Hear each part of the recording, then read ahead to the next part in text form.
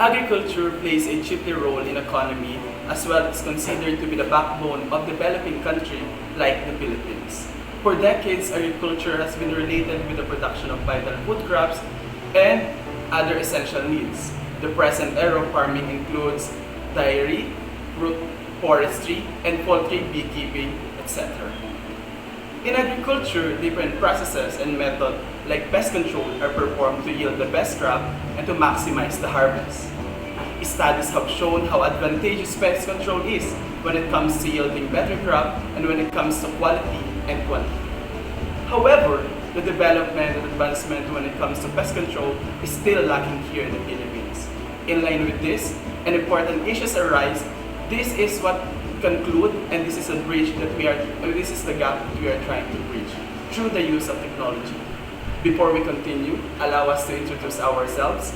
Good day, our dear panelists. My name is Jann Kenneth. I'm Pulido Jingola FNB. My name is Everon Gerard R. I'm Mendoza Giancarlo N. And I am Mubida Veronica P.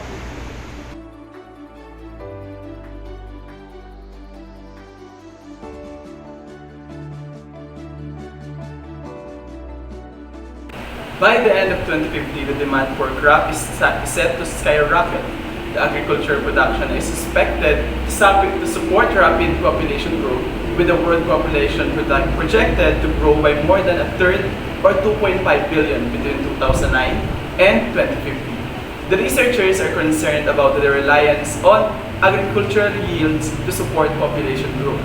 Developing countries already have significantly larger population compared to developed countries, so they need new raw materials from agricultural crops.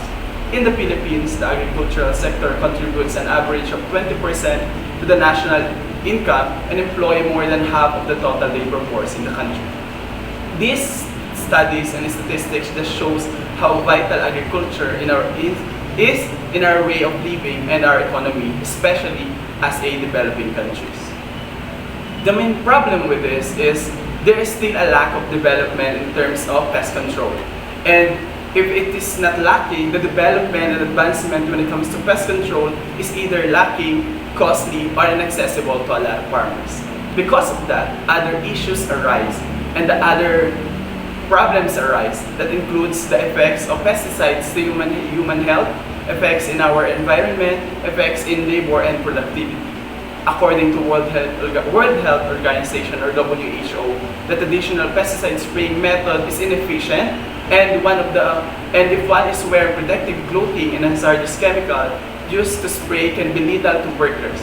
The WHO estimates around 2 million pesticides poisonings occur each year, killing 220 people, mostly developing countries.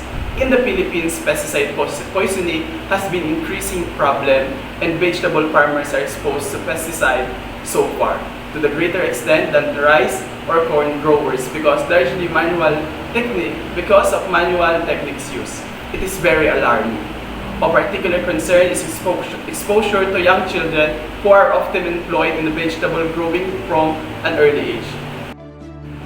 Pesticide application is one of the most dangerous and very important tasks in agriculture to protect crops from harmful organisms. Many farmers use handheld pesticide sprayer that they carry in their shoulders and spray over the entire crop. As a result, harmful chemical pesticide diffused in the air enter farmers and their bodies through the respiratory system. In most cases, even attack parts of their bodies, killing farmers, and not to mention the detrimental effects of pesticide to our environment, which is also caused by overuse and overdose of pesticide resulting to pesticide waste.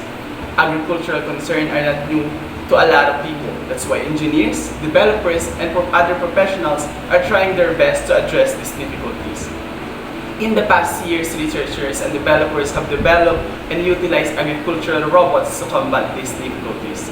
Studies have shown how agriculture robots and technology and invention have provided positive impact to agriculture and have shown to impact farmers positively by reducing labor, introducing safe farming, and providing better harvests. With the aforementioned issues, problems, and concerns about agriculture and pest control in the Philippines, we, the researcher, aims to mimic the success and impact of agricultural robots to address this problem. The researchers offer a solution to these serious problems to complete pest controls without human intervention by utilizing robotic system in farming. This research involves development of an agricultural pesticide spraying robot that can perform pesticide spraying tasks with better nozzles and sprayer components which can be controlled from distance through a use of controller. Hence, it will diminish contact of farmers to toxic pesticide, decrease their workload, and reduce pesticide waste by controlling the amount of sprayed pesticide while providing enough protection to plants. In this study, there is a gap that we are trying to bridge. The objective of the study is to create an agricultural pesticide spraying robot to help farmers and agribusinesses. The researcher specifically aims to create a pesticide spraying robot with system control section, a trolley module, a spray module, and other important features to perform pest control method. Also, the researcher aims to replace manual pesticide spraying with robot pesticide to reduce labor and to control the amount of released pesticide to minimize pesticide waste. The researcher also wants to reduce the overdose of toxic pesticide and to diminish humans' direct contact to toxic pesticide. Lastly, the researchers want to improve the efficiency and productivity of pest control here in the Philippines.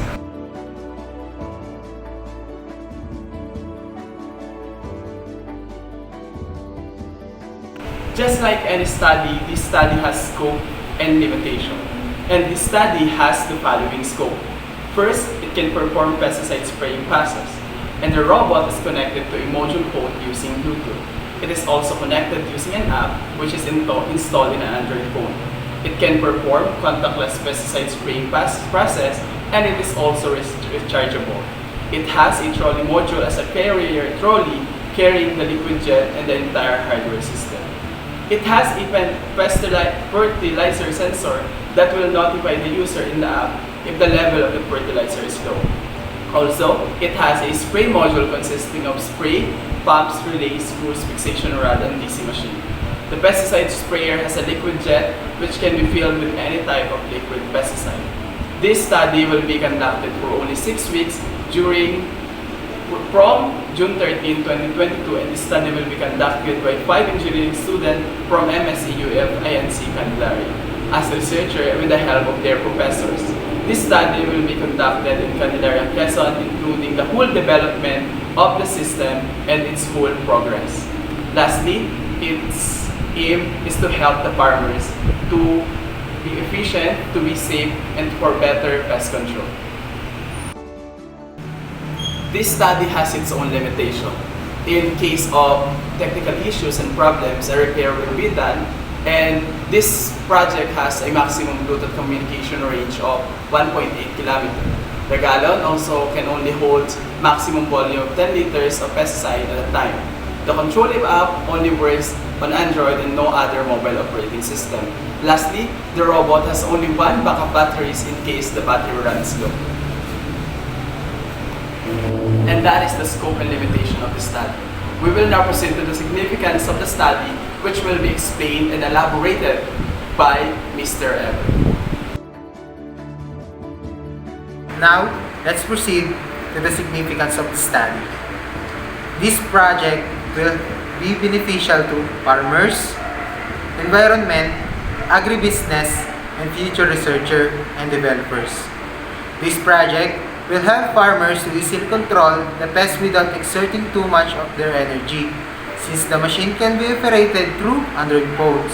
This can also help them by avoiding dangerous pest control method, since the project can perform pest control process without direct contact to toxic pesticide. This is also beneficial to the environment, because this pesticide spraying robot can lessen risk that the pesticide released. Since in the manual spraying of pesticide of amount pesticide that has been spilled the ground is larger than the heat of the plant. Therefore, the soil can be depleted of nutrients. However, with the use of the spraying robot, it can be minimized since the robot is programmed to spray a specific amount of the plant.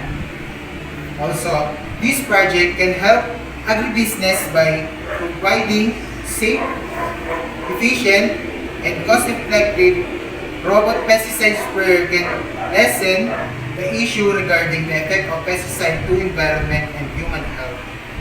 This will help agribusiness industry to continue marketing pesticide with the help of the spraying robot as an alternative to the manual sprayer. Lastly, it is beneficial for future researchers and developers since the study can be used as reference for future research project. At the same time, this study can be further studied for the improvement of the project.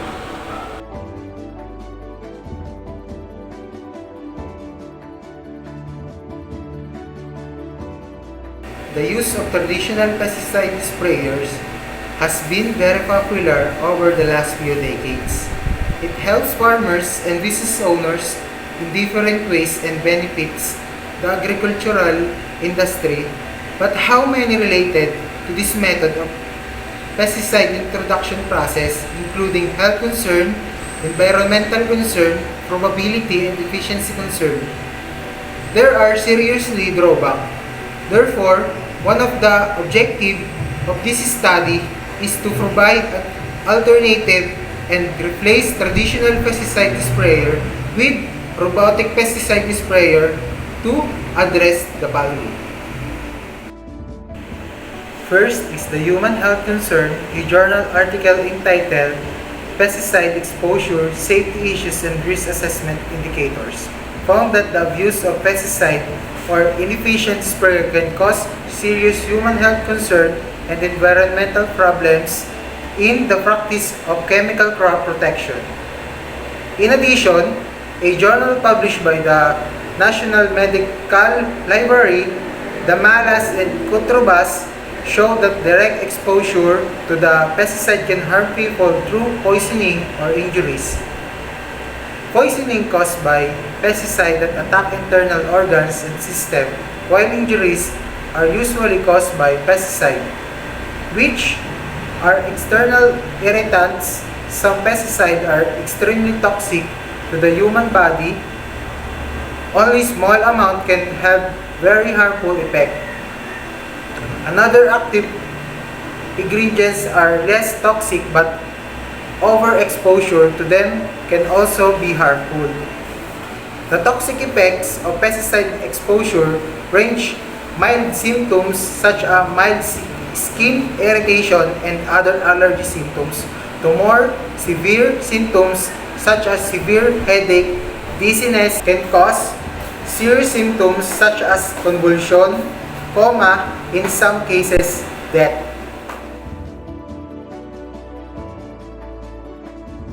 Next is concern regarding the negative effects of pesticide to environment. An article entitled Environmental Protection and Pesticide Issues by Ministry of Agriculture state that pesticide play an important role in controlling agricultural pests and promoting crop growth, but they can also contaminate soil, water, troop, and other vegetation. Pesticide is not only kill insect and weeds, but can also be toxic to variety of other organisms, including bird, fish, beneficial insect, and non-target plants.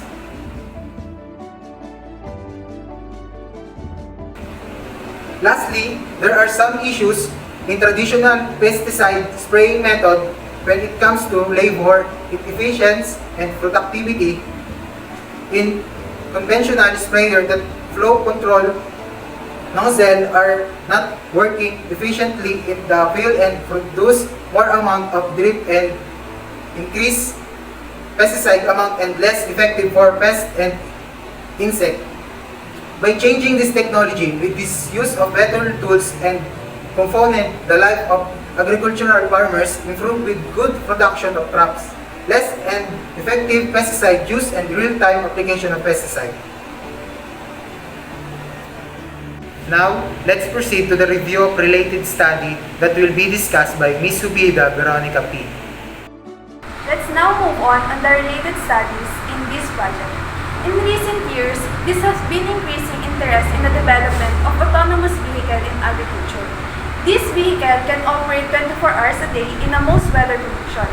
This shows how robotics in agriculture has been utilized to benefits of the agriculture sector to improve worker safety and reduce the excessive use of manual labor.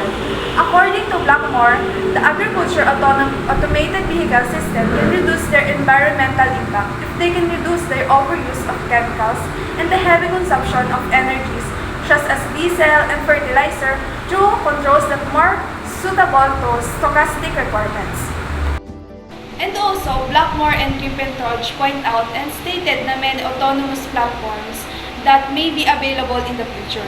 Similar to our upcoming agricultural pesticide spraying robot machine that will prove that it is possible to do because of a study that will help farmers who have difficulty with many processes done in agriculture, more especially in pest control.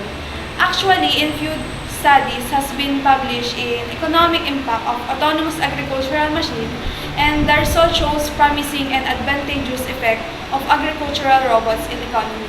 This just prove the significance and relevance of the present study. In addition, when it comes to advancement of spraying technology in agriculture, the efficient use of pesticides helps control crops, pests, and disease and increase crop yields, and the use of pesticide can effectively improve the quantity and quality of crops. According to Hill, in recent years, it has increased environmental risks that cause excessive use of pesticides or inefficient spraying equipment can cause serious human health and environmental problems. The detrimental effect of inefficient and unsafe pest control method to human health has also been supported by different studies even here in the Philippines. According to a study conducted in Nueva Ecija that talks about the behavior and belief system in pesticide safety. This study concludes that first, the farmers are immune in pesticides. Second, it's regarded as a medicine that is needed by the plants rather than poison. And third, the exposure is also through inhalation and ingestion, not through their thermal contact. Added to that, they put value on plasma and try to prevent it at the cost of exposure to pesticide. This is a proof that pest safety and advancement for better and safe control method is still lacking here in the Philippines. That's why farmers settles for unsafe and labor-demanding pest control method like traditional pesticide spraying method.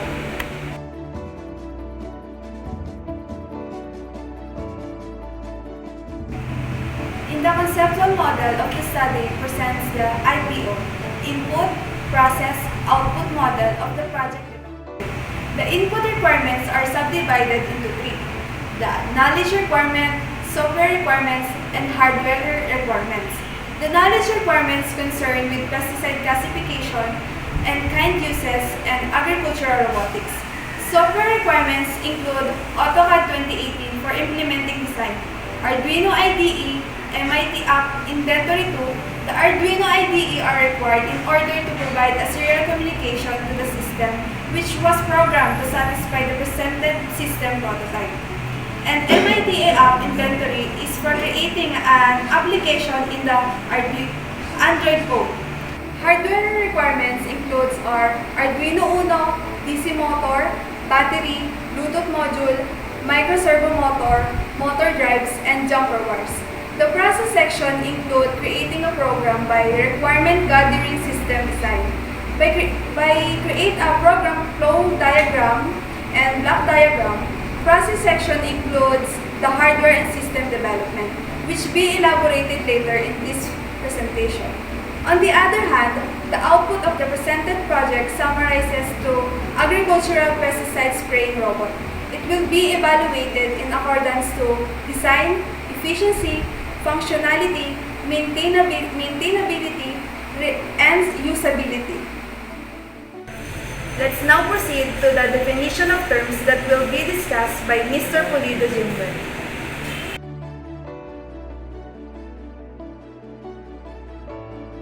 For this part of the study, the definition of term.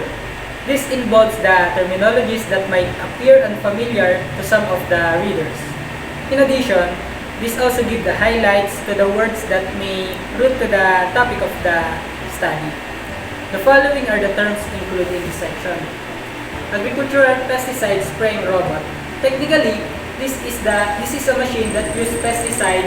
Also, it helps the user in efficiently use the fertilizer. Robot is a machine that has tasks to do.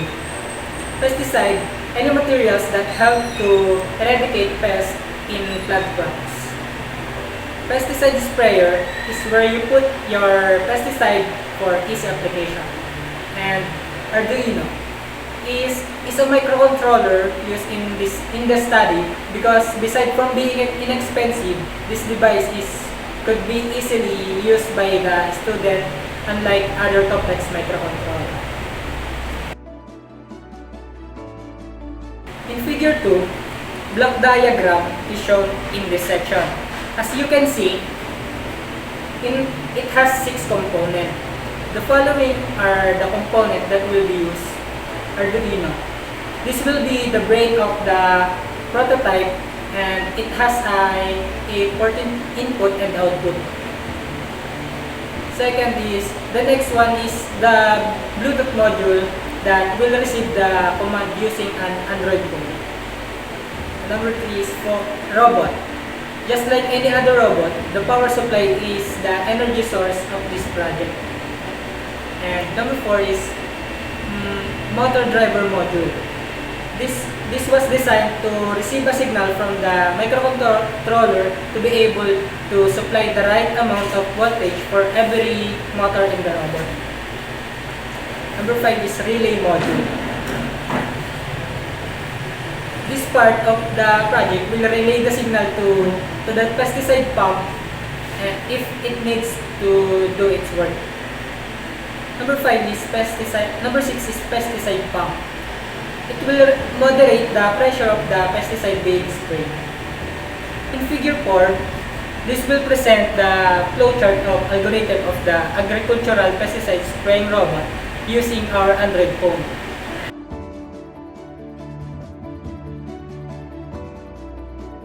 Step 1, start. And step 2, switching on the robot and wait for the signal. Step 3, the Bluetooth with Android phone. And step 4, robot should wait until receive the signal from the Android phone. And step 5, once the robot has received the signal, it can now start to operate. And step 6, you can return to step 4 if the robot failed to receive the signal. And step 7, universal of signal is used to deactivate the command of stop. Hardware development. This involves the step-by-step procedure on how the researcher create the prototype. Number 1 is create a design of the agricultural. Firstly, we plan out our robot by using block diagram which can be seen in figure 2. Number 2 is choose the right board. Like what I have started earlier, we choose Arduino Uno because not only that it is affordable for us students, it can also do its work according to what we need shown in schematic diagram in figure 3. Number 3 is purchase of the following materials. The materials being referred are the wheels, water tank, steel and fiber board, tube, battery, motor driver, Bluetooth module, and relay. Number 4 is build and solder the prototype. Connect all the components used according to the design of the presented prototype. In figure 5, the software simulation model of the agricultural pesticide spraying robot, where it can be seen all the components being connected to on the Arduino Uno, which is the microcontroller of this prototype. It can be used without internet connection because it has Bluetooth module which helps to operate using an Android phone. The figure 3 show the agricultural pesticide spraying robots schematic diagram. We can see how and where each component are connected, including the phone as a controller. Now let's proceed to operation and testing procedure that will be discussed by Mr. Mendoza Jann Kenneth. In operation procedure, the following will discuss how the system will work.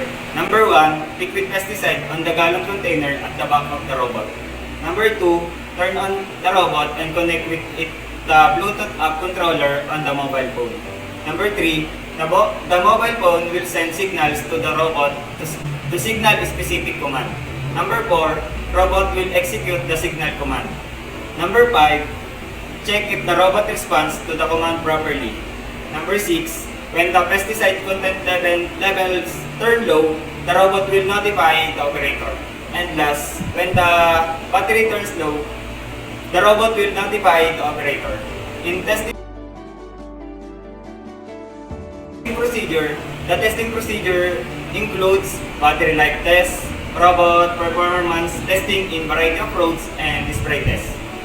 In battery life test, will be conducted on the agricultural robot prototype to ensure that it is able to perform all the required functions, including liquid fertilizer and pesticide spraying over an extended period of time. Number 2, robot performance testing in variety of roads. The robot will be tested in different terrain, from concrete, mud, grass. The following of this test is to determine the performance of the robot prototype in each terrain. And in number 3, in spray test, we will be use different type of tests, the spray efficiency test and spray range test. In spray efficiency test, in order to validate the agricultural robot prototype is capable of reducing labor requirements and the associated cost for the fertilizer and pesticide spraying processes. The number of plants covered by the robots in 5 minutes will be compared to a human worker using a manual pesticide sprayer. In spray range test, determine the farthest injection that the sprayer can search to determine its range. And now we will proceed to evaluation procedure that will be discussed by Mr. Jann Kenneth.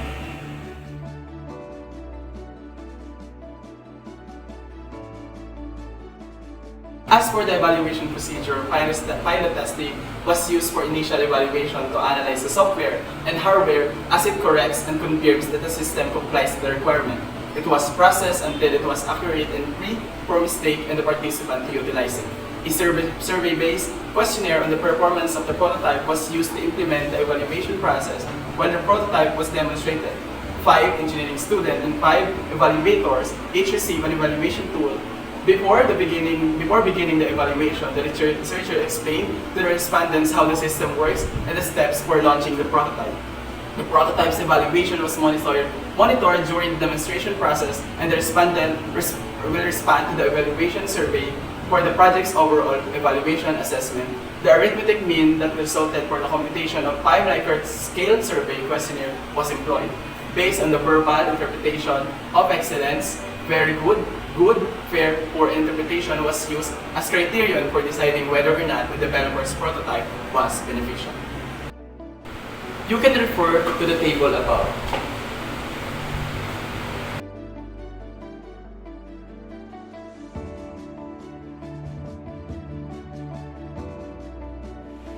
That concludes our presentation. Thank you so much for your precious